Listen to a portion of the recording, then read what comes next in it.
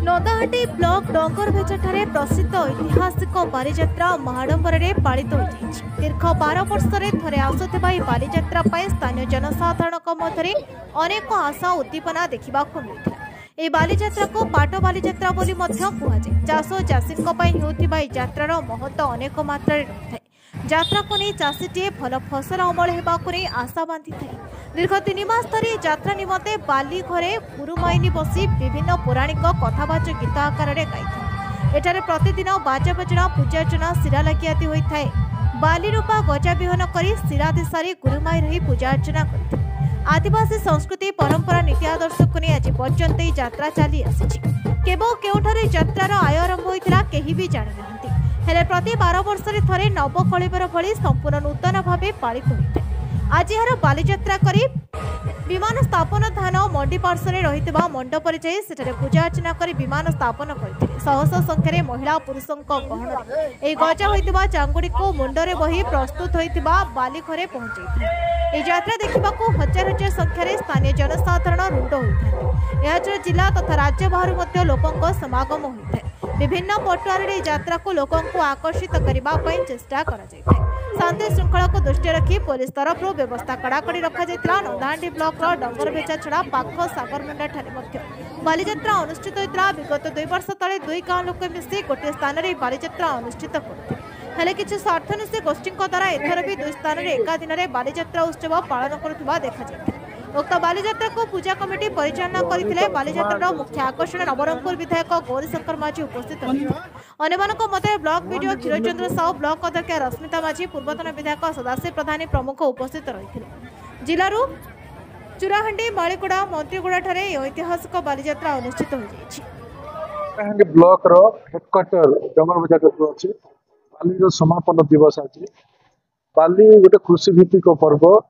एटा 3 मास आगु आनी था वर्ष पूर्व खुला झुलाई करी भगवान को स्मरण कर आसंता वर्ष बाली आणबू। 3 मास पूर्व गुरुबाइनी शिरा गुणिया समस्त को डाकी बाली आरंभ करा जाय थाए। तार मझीरे ना धराणी बाली रापा बाली बुणीबा समापन करथांती। 3 मास गुरुबाइनी गोटे जगार जो आम बाली जो आनी था से पूजारी घर पाखे से नित्य प्रत्यय ग्रामर समस्त देवादेवी सहित हिंदू धर्मर 33 कोटी देवता को डाकी था जे 12 वर्ष जो पाटबाली रे समस्त निरोग रुहतु गाँव समस्त भल रुहतु चाषबास भल रू बसंत के न रू तार प्रकृत उद्देश्य आज हूँ तार समापन दिवस। आज हजार हजार लोक विभिन्न प्रकार वेश अनेक प्रकार नाच गीत सहित आज समापन बालीजात्रा भसाणी उत्सव शेष होती। भीमा माता को विभिन्न प्रकार जो आम पूजा पाठ कर 3 मास जिते पूजा पाठ होता है सबू फूल फल सब विसर्जन कर धरिक रास्ता भी नाच गीत आज होता है। बड़ धूमधाम हजार हजार लोक ये आपंकर छत्तीसगढ़ पाखर इाड़ू कलाहांडी कोरापुट रायगड़ा ये आसते।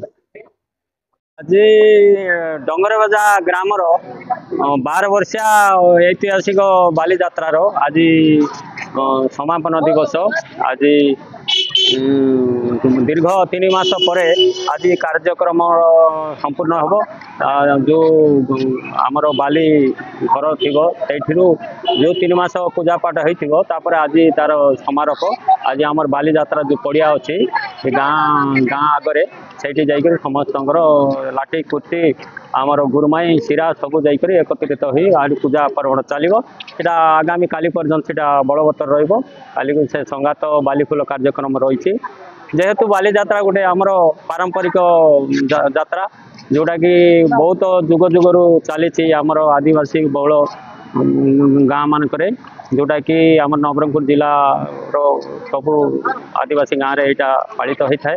तार यहाँ 12 वर्ष पाट बालीजात्रा कहुए जोटा कि 3 मास पर्यंत कार्यक्रम आरंभ रू 3 मास पर शेष होता है। यहाँ गोटे कृषि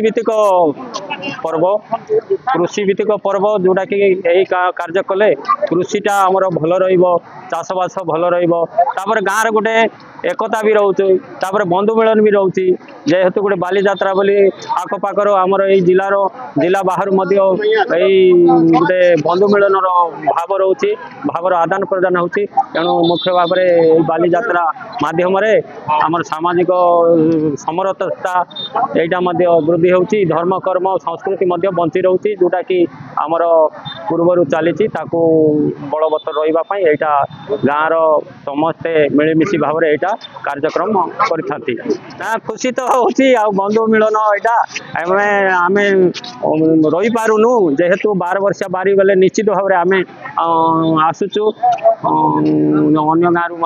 अन्य गाँव भी बहुत आड़ भी आसती भल भाव इथर स्थानीय लोकंर बंधु मिलन तांकर किछि समय तांको पाखरे रही ए गाँव उत्सव सामिल होकर खुशी जाते।